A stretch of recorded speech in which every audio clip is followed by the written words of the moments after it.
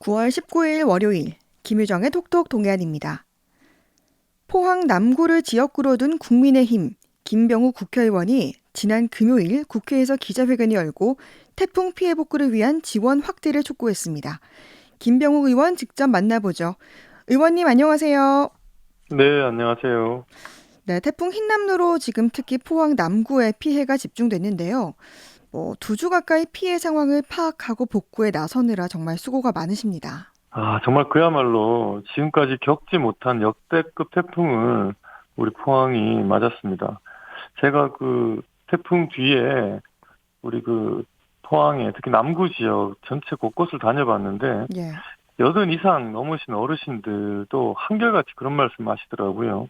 당신들 평생에 이렇게 한꺼번에 많은 비가 내린 것은 처음이라고 말씀을 하셨고, 과거에도 우리가 기억하는 뭐 사라오니, 매미니 뭐 이런 좀 강도가 심했던 그런 태풍들을 포항이 겪기도 했지만 어르신들이 그때와 비교할 수 없을 정도로 많은 비가 한꺼번에 쏟아졌다 이렇게 말씀들을 네. 하시더라고요. 그리고 또 이번 태풍에 또 무엇보다 안타까운 것은 또 우리 10여 명의 또 사상자가 발생한 게 음, 매우 또 안타깝고 네. 고인들께 또 죄송하다는 말씀 다시 한번 드리고 싶고요. 네. 또 그 유가족분들께도 위로와 또 사과의 말씀을 또 드립니다. 네. 이렇게 피해 현장을 둘러보고 안타까운 심정을 말씀해 주셨는데, 정말 우리 주민에게 필요한 게 무엇인지 파악을 해서 또 이를 정부와 국민들에게 알리기 위해서 지난 금요일 국회에서 기자회견을 하셨는데요. 어떤 걸 요구했는지 하나씩 좀 살펴보겠습니다. 우선 재난지원금과 지원 대상의 확대가 필요하다는 말씀하셨죠? 네네. 지금 우리 포항 시민들 같은 경우에 지난번 그 촉발 지진의 경험으로 이 또한 뭐 그런 재난의 하나이고 아주 큰 재난이고 태풍으로 인해서 또 대통령께서 직접 현장까지 오시고 바로 특별 재난 지역으로 선포까지 해 주었기 때문에 이번에도 지진 피해에 준하는 그런 또 뭔가 지원이나 보상이 있지 않을까 또 이렇게 생각하시는 분들도 더러 계시더라고요. 네. 그런데 실제로 촉발 지진 같은 경우에는 자연재해로서의 지진이 아니라 인재로서의 지진을 정부가 인정을 한 사례였기 때문에 특별 법을 만들어서 그 피해 보상을 정부가 해준 것이고, 아무리 그 피해가 심했더라도 특별 재난지역으로 선포가 되었지만 이 자연재해로 인한 피해는 정부가 책임지는 그 지원이나 보상이 많지는 않습니다. 그래서 네. 지금 우리가 이번에 엄청 많은 가구와 뭐 상점 그리고 포스코를 비롯한 기업들이 다 침수가 되었는데 네. 침수일 경우에 가구당 200만 원이 지금 정부가 지원하는 재난지원금의 기준입니다. 사실 네. 이 돈으로는 도배조차 제대로 못할 수준이 좀 매우 낮고 음, 이 200만 원 침수의 경우 지원하는 재난지원금 200만 원이 아마 꽤 오래전에 만들어진 기준인 것 같습니다. 그동안 네. 물가 상승을 고려했을 때 반드시 이건 상승해야 올려야 된다고 생각을 하고 최소한 저는 한 2배 이상 무조건 올려야 된다. 음, 그리고 또 가정집 이외에 상가라든지 기업 여기에 대해서는 이런 침수의 경우에도 재난지원금을 지급하는 근거가 없습니다. 음, 그래서 정부와 지자체가 협의하에 정책적 배려로 그때그때 좀 기준을 달리해서 위로금 정도로 해서 좀 지원을 하는 게 있고요. 네. 그래서 지금 이렇게 큰 재난을 겪고 났는데 실제로 정부가 우리 피해를 입은 주민들이나 우리 상공인들 기업에 직접적인 지원은 너무 좀 박한 것 같아서 이번 기회에 또 이게 기후 변화로 인해서 이제 과거에 우리가 이런 수해를 겪었을 때 입은 피해와는 좀 비교가 안 될 정도로 큰 피해를 지금 입은 사례가 우리 포항에 나타났기 때문에 예. 앞으로 우리 이번에 흰남노가 포항을 거쳤지만 또 앞으로 어느 지역을 또 이렇게 피해를 입힐지 알 수가 없기 때문에 재난 방제도 그렇고 또 재난 사후에 그 정부의 지원도 좀 대폭 좀 수정하고 그 기준을 높일 필요가 있다고 생각을 합니다. 네. 이재민의 범위도 넓혀야 한다고 하셨어요. 지금 네, 그러면 맞습니다. 이재민이 어떻게 규정되어 있습니까? 그러니까 이재민은 한마디로 말해서 자기 침수로 인해서 이 주거지를 잃어버린 사람을 이재민으로 이렇게 정부가 인정을 하고 있습니다. 네. 그런데 지금 실제로 우리나라의 국민들 같은 경우에 대다수 국민들이 아파트 같은 공동주택에 거주하고 있습니다. 네. 근데 이번에도 우리 오천 지역 같은 경우에 여러 아파트 단지가 물에 잠겼는데, 그래도 아무리 침수가 돼도 이 1층에 거주하시는 분들이 침수가 되지 1층 위로 2층 이상은 침수가 잘 안 되는데, 네. 그렇다고 치더라도 아파트 전체에 단전이 되고 단수가 되고 엘리베이터가 다니지 않으면 음. 15층, 18층, 20층에 사시는 분들도 이재민과 마찬가지인 거거든요. 네. 그런데 이분들이 이재민으로 인정하지 않고 침수된 1층만 이재민으로 인정하기 때문에 네. 이를 좀 확대할 필요가 있겠다. 공동주택의 경우에는 침수되지 않은 그 위층 거주자들도 네. 단순 대피자가 아니라 이재민으로 분류해서 생활에 음. 필요한 긴급한 지원을 받을 수 있도록 할 필요가 있겠다, 이런 생각이 들어서 그런 제안을 했습니다. 네.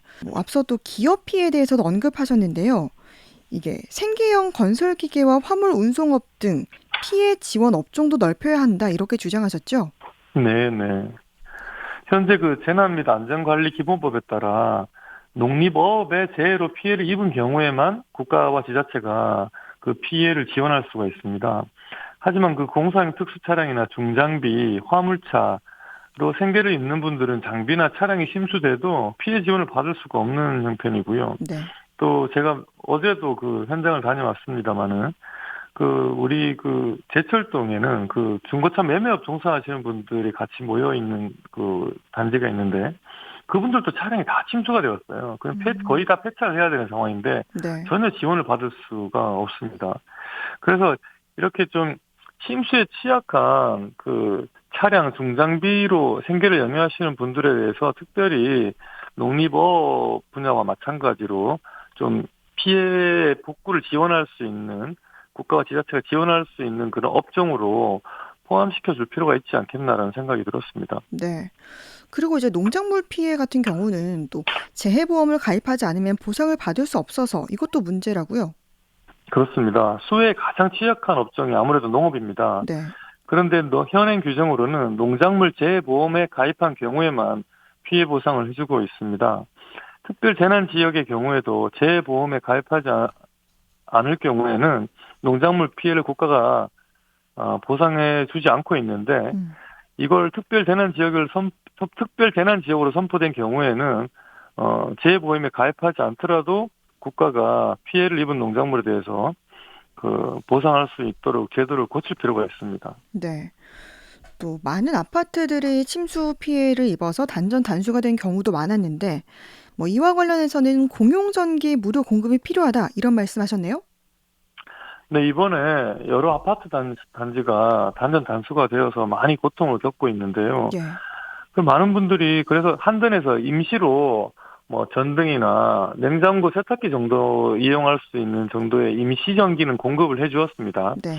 근데 실제로 가장 어려운 게 엘리베이터였습니다. 그 음. 공용으로 이용하는 전기라고 해서 이걸 엘리베이터까지 이용할 수 있을 정도의 전기를 한전에서 공급해 주지는 않았거든요. 네. 그래서 한전 입장에서도 이걸 공용 전기의 경우는 무료로 공급을 해줘야 될 근거가 없더라고요. 그래서 음. 이거 아까 전에 우리가 이재민의 범위를 확대한다거나 그 공용 시설에 대해서도 좀 지원할 수 있도록 해야 한다고 제가 말씀을 드린 것처럼, 그 피해를 입은 업종 그리고 이재민을 확대하는 것과 마찬가지로 피해에 대한 지원 범위도 넓혀야 되고, 전기 같은 경우에도 아파트에 엘리베이터를 이용하지 않으면 그 아파트의 생활 자체가 불가능한데, 네. 그걸 꼭 필요한 그 생활 시설로 인정하지 않는 것도 문제가 있고 해서, 이런 것도 좀 한번 정부가 이번 기회에 한번 제도 개선을 해야 할 거라고 생각을 합니다. 네. 그리고 이제 무엇보다 포항 제철소가 침수되면서 정말 천문학적인 피해가 발생했는데요.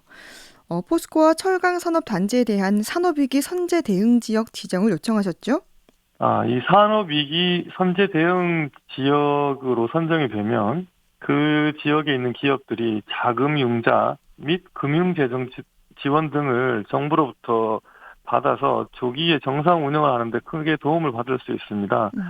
이 법이 올해 이제 개정이 되었어요. 네. 그래서 이번에 만약에 우리 포항이 산업위기 선제 대응 지역으로 지정이 되면 법 개정 이후에 1호로 이제 이런 지역으로 지정이 되는 것인데요.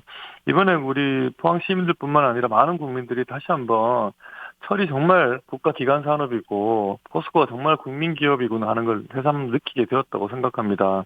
이 포스코의 포항 제철소 조업이 중단되었을 때 어떤 일이 발생하는지 우리 모든 기업들, 모든 국민들이 다시 한번 매우 우리 포스코와 그 철강공단 기업들의 중요성을 인식하는 계기가 되었다 생각하고 네. 앞으로 이 철강공단의 여러 재난에 대한 준비도 더 철저히 해야 되겠고 만약에 재난을 당했을 경우에 어떻게 또 그 후속 조치를 어떻게 할 것인지에 대해서도 충분히 이번에 그 피해를 충분히 분석을 해가지고 그 사후 대비책을 앞으로 이런 일이 재발하지 않도록 재발할 경우에 또 어떻게 조치를 할 것인지 그런 하나의 로드맵을 새로운 로드맵을 만들 필요가 있다고 생각을 하고 네. 반드시 산업부가 산업위기 선제 대응 지역을 좀 빨리 지정해야 한다고 생각을 합니다. 네. 이번 태풍 피해가 커진 원인에 대해서 또 냉천 정비 사업 문제나 항사댐 건설에 대한 얘기들이 나오고 있는데요. 획기적인 방제 대책이 마련돼야 한다고요? 맞습니다. 사후 그 피해 지원이나 재난 지원 규모와 범위를 확대하는 것도 꼭 필요하지만 사실 중요한 거는 이런 그 자연재해이지만 이런 재해로 인해서 인명피해나 시설 피해가 일어나지 않도록 대비를 철저히 하는 게 더 중요한 일인 것인데요. 예. 그래서 사실 이명박 정부에서 4대강 사업을 실시하면서 그 지속 사업을 해가지고 그 본류 이외에 지류 지천 정비 사업까지 다 계획을 했습니다.